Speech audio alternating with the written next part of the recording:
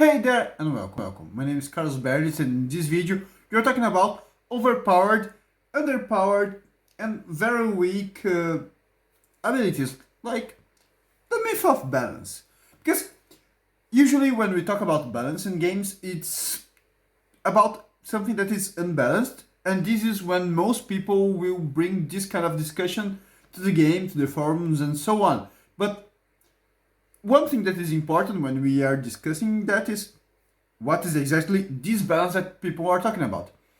And I've seen some definitions for what is balance for abilities. And bear in mind, we are talking about abilities, not overpowered characters, because this was a subject in another video. You can check it out. And for the definition of what is overpowered abilities, there are plenty of different ways to think about it. One of the accepted ones is that something that is overpowered is something that one will almost always, if not always, choose from. So if they had the chance to take that option, they will take that option because it's too good to let it pass. So from this idea, we can just assume that an underpowered one will be something that no one or almost no one, so it will be get chosen much less frequently than the other ones, like I would say Frenzy Barbarian. I'm not sure. This one is one way of the plenty of ways actually to evaluate how something might be balanced or not. But the thing is that it hinders in popularity. And it hinders also in the assumption that people that are choosing them, they are thinking on min-maxing. Min-maxing being the way that optimizing something mechanically. And we know that plenty of times we, as players, we choose something that is better with the flavor. Because the flavor, it's the story, it's the ideas, it's the non-mechanical way to describe something that will best fit our character.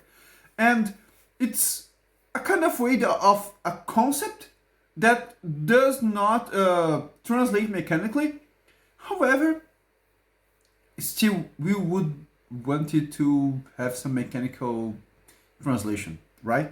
So if we reach even more into the idea of balance, balance is a very different concept, because in tabletop games, balance is important in general, but if we talk about video games that we do not control the other way, or any kind of versus game, balances think about something having pros and cons. And if something is balanced, is that the cons, they compensate the pros, and vice versa. So if we assume that everything has an equivalent value, we can assume that everything has a zero sum. So we have a zero sum game, which in itself is a very different hard assumption, or actually a set of assumptions. Because even though I understand the importance of a stricter sense of balance, even more in war games and other games that they have antagonistic forces, and that is why a lot of game design hinders on the classic mechanics of rock, paper, scissors, with some ways of counter between the forces. When we are talking about tabletop RPGs, we usually do not have this idea of cons, because the abilities that we choose, being them a class, a skill, as an ancestry, a feat, a power, a spell, whatever, you name it. Because every kind of different role-playing game has some different way to think about it. These abilities, they don't usually have a con. Because the con, in most cases, is that you do not get to choose another option. And it means that we assume that different options, they have a certain kind of balance, because they all carry a certain kind of value. So it gets even harder to speak about balance and to think about balance, because a lot of this stuff cannot be directly compared because they are not directly applied to different situations.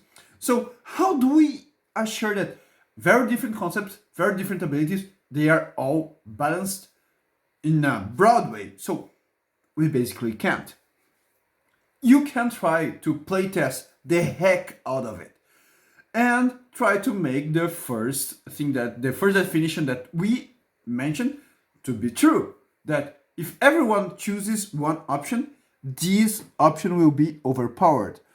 But you cannot be completely certain about it because playtesting, although it is a very good tool, it's an important tool and it will most of the time provide great feedback for game design.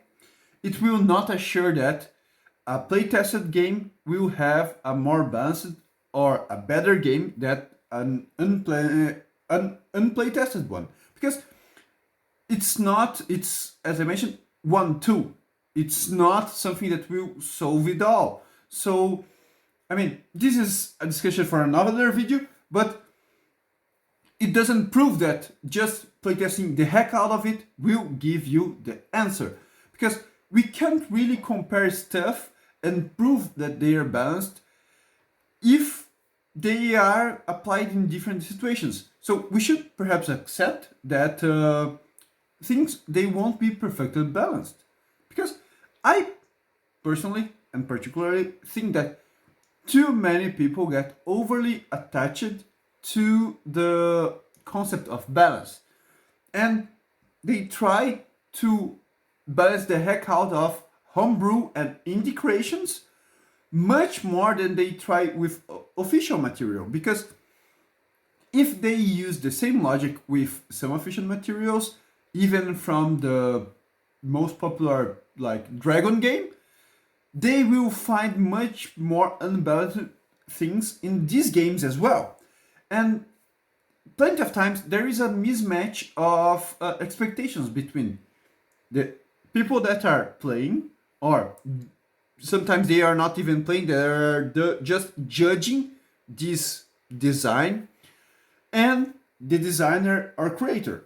So that is why we have raw and right, like rules as written and rules as intended, because there are a lot of times mismatches in the expectations from both of them, and that is why communication is always important when you have games setting expectations.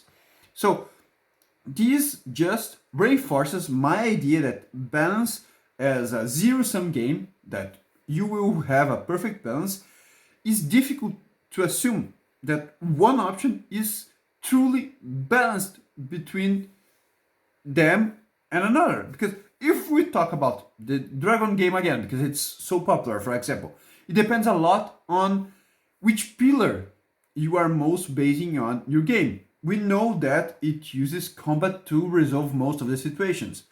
But if we focus all of that on combat, we will have some options that are better than other ones.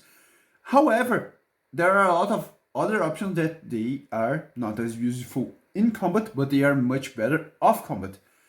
And this hinders on the game master.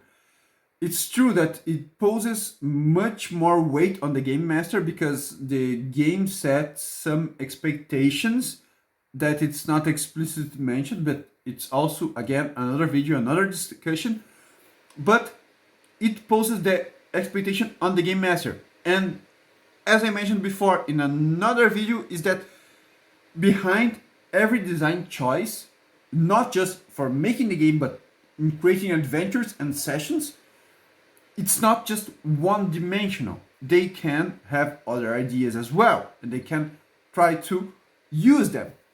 It is important to have a certain notion of balance for sure, because we do not want to have a completely unbalanced game and that only one option is the true correct way, because if it's clearly only one option, we are not having fun.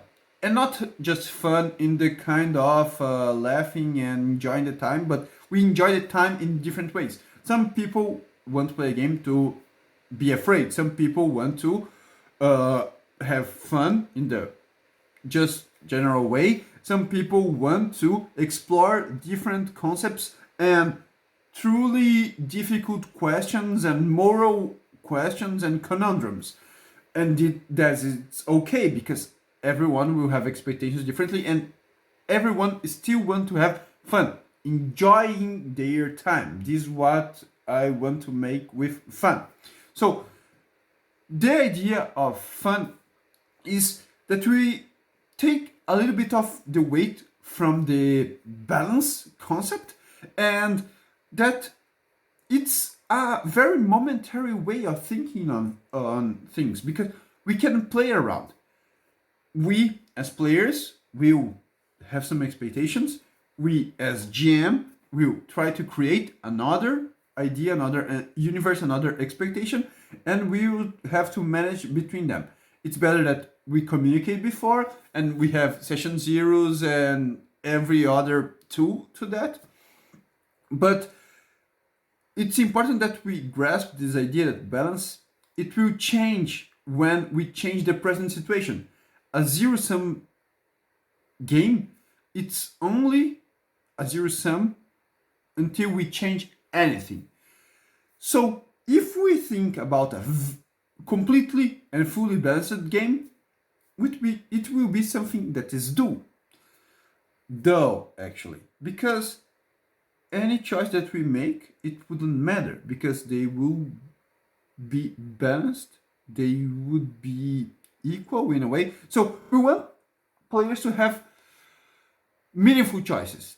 We discussed about meaningful choices before, and we want the choices to matter, not just during the game, but when creating characters. So some choices, they won't be exactly the perfect one, but they will still carry some weight, but they will not be useless. And that is the thing.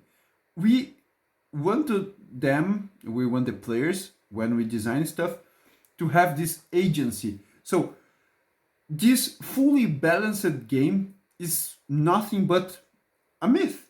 Because if every game would be completely balanced, it will be just a tie every time.